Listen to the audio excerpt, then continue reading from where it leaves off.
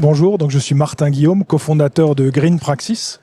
Green Praxis, laboratoire digital environnemental. Qu'est-ce que ça veut dire ? Avant qu'un chirurgien n'intervienne sur un patient, il va demander un bilan de santé. Mais avant d'intervenir sur un foncier, vous faites appel à Green Praxis et on va faire un bilan de la biodiversité. Donc aujourd'hui, la nature s'impose comme un pilier de résilience économique et un moteur de création de valeur. Je suis ravi d'accueillir 3 clients de Green Praxis aujourd'hui.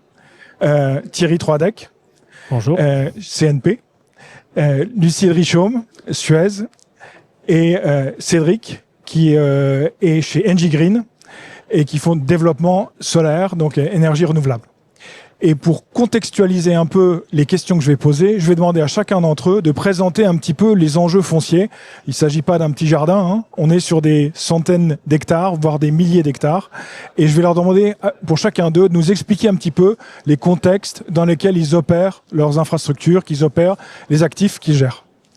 Thierry ? Je commence. Bon, Thierry Troidec, donc responsable de tout ce qui est verdissement, ESG, à la direction des investissements chez CNP Assurance. Donc CNP Assurance, je gère en sorte tout ce qu'on appelle chez nous le non-coté. Le non-coté, c'est quoi ? C'est l'immobilier, c'est les forêts et c'est les infrastructures. Alors, je vais commencer par les forêts parce que on a cette particularité chez CNP Assurance, c'est qu'on est le premier propriétaire privé en France avec plus de 50 000 hectares. Voilà. Donc ça, c'est un premier sujet. Deuxième sujet, l'immobilier, un beau parc d'actifs immobiliers à la fois en résidentiel, en tertiaire, en logistique. On a environ 300 actifs, dont plus de 200 en direct. On est très parisien, mais on a quelques implantations à l'étranger. Et dernier sujet, donc les infrastructures, ça peut être des participations dans les sociétés voisines, voilà, ou encore des investissements dans des fonds transition énergétique, développement durable, développement d'énergies nouvelles, voilà, un peu le sujet. Tu veux que je continue sur le... On va donner la parole à Lucille. Oui, donc Lucille Richaume, je suis en charge des sujets nature dans l'équipe développement durable du groupe Suez. Donc Suez, juste pour rappel, c'est vraiment un des leaders mondiaux dans la gestion de l'eau et le traitement des déchets. Aujourd'hui, c'est environ 40 000 employés dans 40 pays. Et juste pour quelques chiffres, pour la partie eau, on est sur environ 900 usines de traitement d'eau potable, 2200 stations d'épuration. Et pour la partie déchets, on est sur un volume de plus de 500 sites de tri des déchets, ressources, et plus de 280 centres de traitement de déchets, installations de stockage de déchets, dont les déchets dangereux. Donc, ce qui représente un volume assez important de sites sur lesquels on a une biodiversité intéressante. Merci Lucille. Paris, donc moi je suis responsable du pôle environnement Engie Green. Donc Engie Green, c'est la filiale France renouvelable d'Engie, donc solaire onshore et éolien onshore également. Donc pour vous positionner un peu Engie Green en France, c'est à peu près 1400 éoliennes sur le territoire, un peu plus de 230 parcs solaires, hein, donc ce qui représente en surface, hein, on parle surface aujourd'hui, à peu près plus de 2000 hectares de surface. Et vous imaginez que la biodiversité et l'environnement même en général, hein, pour Engie Green, c'est essentiel dans le cadre de nos métiers. Énergie renouvelable, et bien évidemment, est tout à fait compatible, voire très compatible avec biodiversité. Et que dire de plus sur Engie Green, mais je vous parlerai peut-être un peu plus d'Engie Green après. Mais super, merci. Donc je vais commencer par vous, Lucille. Oui. Donc solution concrète. Donc pour passer de la théorie à la pratique, il faut prouver un certain ROI. Comment la donnée vous aide-t-elle à démontrer à vos clients que vos offres sont pertinentes ou acceptables, globalement plus performantes ? Oui, très bien, très bonne question. Alors effectivement, aujourd'hui, en fait, la donnée, elle nous permet d'exposer, de montrer la pertinence de nos solutions à nos clients et en fait de la rendre plus tangible, plus concrète. Je peux peut-être prendre l'exemple en fait des zones de rejet végétalisées qui sont appelées zones libellules, en fait, qui sont une solution qui a été développée par les équipes du LIR en 2019, donc les équipes techniques de Suez. Et en fait, c'est une zone artificielle, une zone humide artificielle qui se situe à la sortie d'une station d'épuration avant le milieu naturel. Et en fait, elle permet un traitement complémentaire par rapport au traitement classique et un accueil de la biodiversité.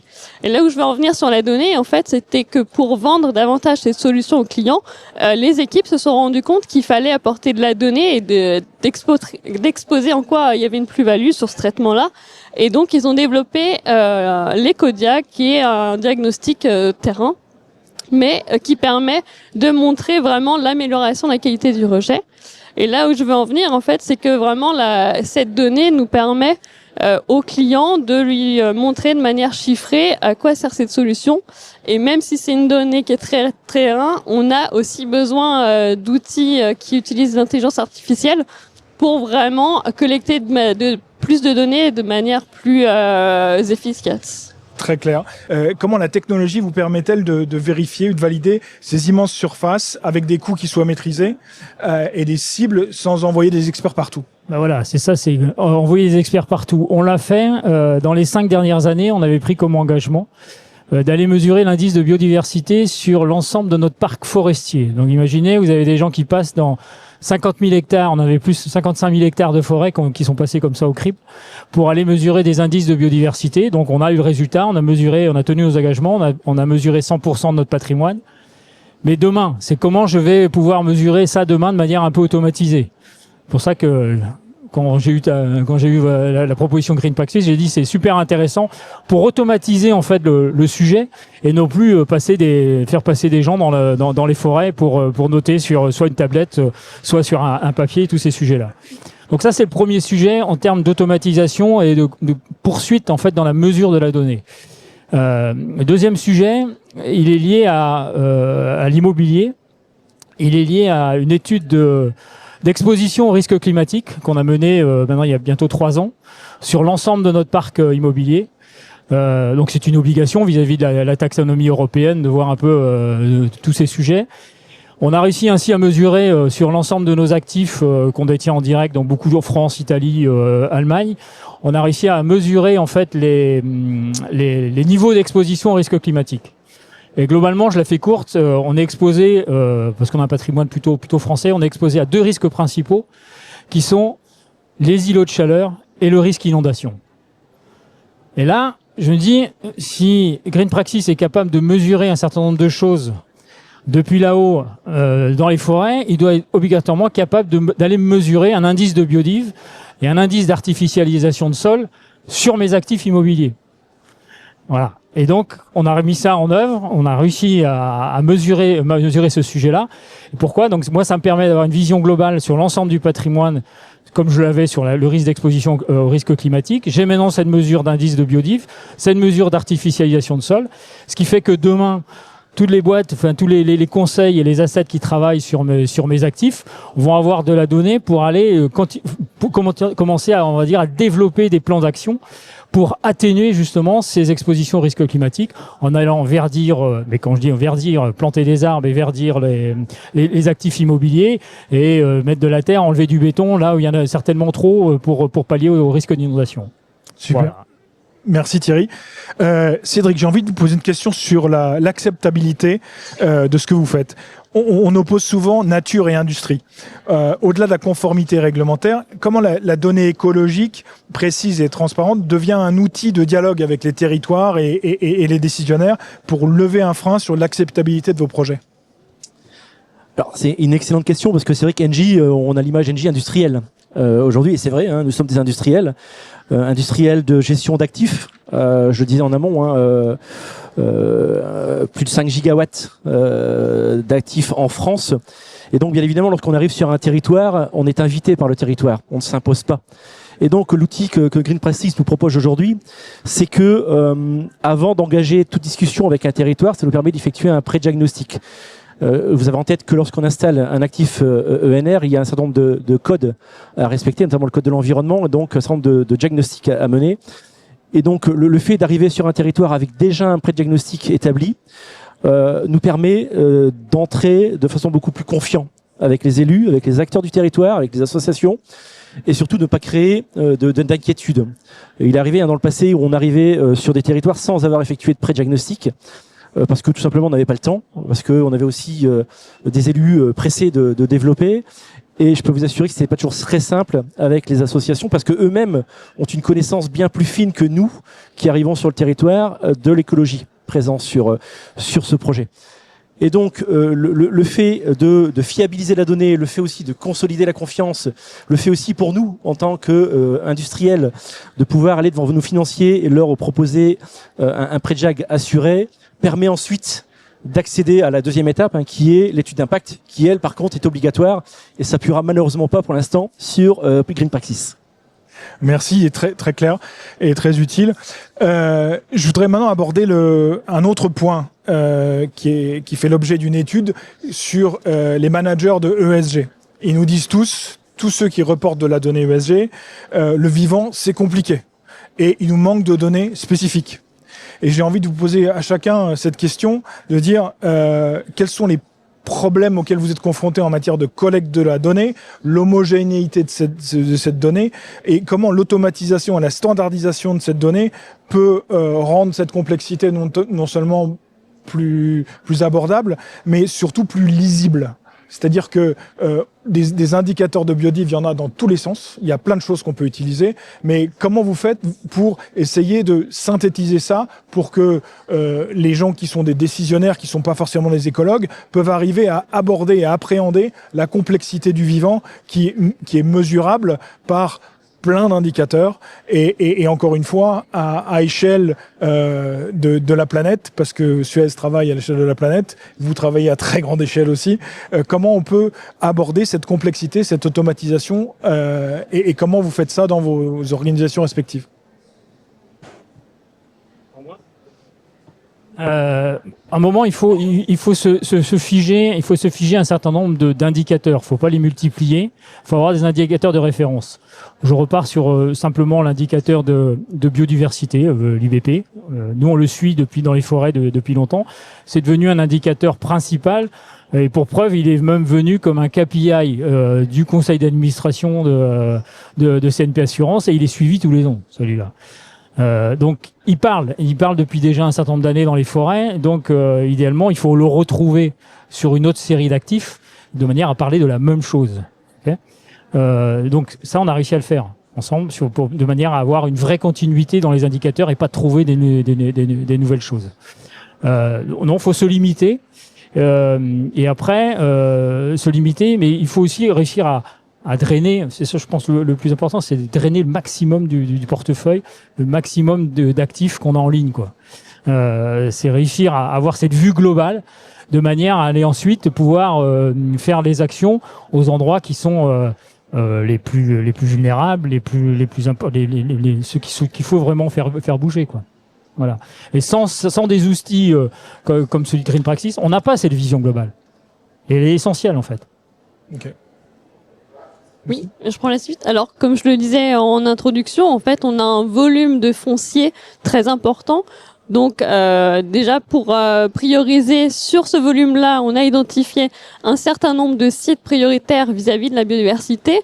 Mais en revanche, ce volume reste quand même très important et des solutions comme Green Praxis, en fait, nous permettent d'avoir de la donnée sur ce panel de sites, mais aussi de la donnée homogène et comparable d'un site à un autre, mais d'un pays à un autre aussi, ce qui est aujourd'hui pas le cas quand on a de la donnée terrain qui remonte de façon très diversifiée, très disparate, alors que là on a la donnée de la même façon et c'est clair pour faire comprendre à nos clients les enjeux biodiversité qu'ils ont sur leur site, mais aussi ça nous permet dans un premier temps d'avoir des prédiagnostics sur les sites, prédiagnostic biodiversité qui nous permettent ensuite de cibler et de prioriser nos efforts là où le terrain serait réellement nécessaire. Très clair, Cédric. Alors, au-delà du pré-diagnostic, pour nous, l'indicateur plutôt environnemental au sein d'Engie Green, il sera inscrit cette année au board du CODIR, clairement. Mais au-delà de cette inscription, on a aussi également un comité de gestion des risques au sein de l'entreprise qui recense les 10 risques majeurs pour NG Green. Et parmi ces 10 risques majeurs, il y a un risque pour nous qui est important, c'est le risque d'impact sur la vie faune. Et vous comprenez pourquoi, hein. Quand on parle éolien, on peut aussi comprendre qu'il peut y avoir des impacts sur les oiseaux. Et le fait d'avoir anticipé, le fait d'avoir prédit et anticipé les risques sur ces espèces permet au niveau du board, hein, d'anticiper économiquement aussi ces risques. Donc ça veut dire que dès le business plan, ces risques sont inscrits, ces risques sont suivis et ces risques sont homogènes. Donc c'est important d'avoir cette donnée extrêmement fiable et homogène durant toute la vie d'un parc. Un parc en France, c'est 30 ans. Hein. Donc imaginez-vous, on arrive sur un territoire, c'est 30 ans, on peut pas se tromper. Même si en cours d'année, bien évidemment, on se rend compte qu'il y a des modifications dans nos business plans, mais on a très peu d'erreurs à engager. Ok, très clair. Et j'aimerais qu'on aille un petit peu au-delà. C'est-à-dire que la CSRD, le reporting extra-financier, bien sûr que c'est utile, bien sûr que ça constitue un élément tangible de compréhension des enjeux pour chacun des actifs et pour le portefeuille d'actifs de ces grands opérateurs. Mais on a envie de poser la question, mais qu'est-ce qu'on fait après? Donc on sait qu'on a quelque chose qui est dans un état X, si on veut l'améliorer, réduire l'impact, réduire la dépendance qu'on a aux services écosystémiques, il y a des plans d'action à mettre en place. En quoi ces obligations liées à la biodiversité, à la compréhension de ces enjeux, peuvent vous permettre de servir de levier de performance, de levier donc, et dans quel sens ce levier de cette performance? Est-ce que c'est une performance simplement d'image ou est-ce que ça va au-delà de l'image? Quand vous dites on va améliorer nos actifs, Thierry, on va faire des choses pour la biodiversité. En quoi CNP Assurance va être capable de dire ça améliore la performance financière ça va améliorer la performance de mon actif. Je prends le cas d'un immeuble. Si globalement je réussis à le verdir, à le rendre efficient énergiquement, à le rendre agréable en termes de confort, le délai de relocation ou resignature d'un bail, il va être réduit à peau de chagrin. Okay, sachant qu'aujourd'hui, de nombreuses sociétés cherchent évidemment à trouver des bâtiments verts. Hein, parce qu'ils se sont engagés eux aussi dans des certifications, dans du SBTi, donc automatiquement ils ont cette nécessité. Donc en travaillant sur mon actif, évidemment je vais le valoriser, évidemment je vais faire un produit qui est très attendu sur la place, quoi. Voilà. Donc on va au-delà du constat. Et on va au-delà du constat. On va sur des actions concrètes, des plans d'action, des options d'action sur les actifs qui permettent d'améliorer leur attractivité, dans le cas en tout cas dans le cas immobilier, d'un portefeuille immobilier. Okay. Ouais. Est-ce qu'on a des exemples similaires pour l'industrie Alors, des exemples similaires, bonne question. En revanche, nous, on part du principe qu'on ne peut agir efficacement sur les sites que si on peut mesurer et quantifier la biodiversité qui y est. Donc, en fait, le principe de la donnée, elle nous permet plutôt de guider nos actions, de guider nos décisions qui seront ensuite sur le terrain. Donc c'est même pour les clients en fait, c'est plus compréhensible pour eux de se dire OK, j'agis pour telle et telle action parce qu'en face, je sais que j'ai tel enjeu. C'est plus compréhensible d'agir dans ce sens-là parce qu'au moins l'action elle est proportionnelle à l'enjeu qui est réel sur le site et la donnée aussi acquise de manière automatisée nous permet de réduire les coûts évidemment puisque on fait moins d'inventaire terrain qui parfois ont des résultats assez variables, mais au moins cette donnée nous permet de prioriser l'action et d'être plus efficace et de multiplier notre force de frappe aussi, puisqu'on a de la donnée sur davantage de sites en un temps assez réduit. Merci Lucille. J'ai envie de poser la même question. Est-ce qu'il y a des actions, des manifestations de valeur concrètes créées grâce à une action qui est plus responsable d'un point de vue environnement et biodiversité, Cédric? Oui, bien évidemment. Alors au-delà de l'image, bien évidemment que l'image pour Engie, elle est importante. Mais je peux prendre l'exemple d'un site solaire, par exemple. Un site solaire, souvent on nous accuse de défrichement, hein, par exemple, défrichement d'un milieu naturel ou autre. Moi, ce que je retiens, c'est aussi durant les 30 années suivantes la biodiversité qu'on va retrouver sur ces sites. Des suivis, pour vous donner un exemple, NG Green, c'est plus de 150 suivis donc écologiques par an. Donc c'est plus de 5 millions d'euros d'investissement, donc c'est pas rien, mais c'est aussi des plans d'action suite à ces suivis. Je vous le rappelais tout à l'heure, c'est 30 ans, donc durant ces 30 années, on est présent, on développe, on suit et on s'aperçoit que nos sites, malgré ce qu'on peut parfois lire dans la presse, ont un impact positif sur l'environnement. Et quand je parle d'environnement, c'est en général. Donc c'est vrai qu'ouvrir une forêt, ça fait toujours pour se poser des questions, on abat des arbres.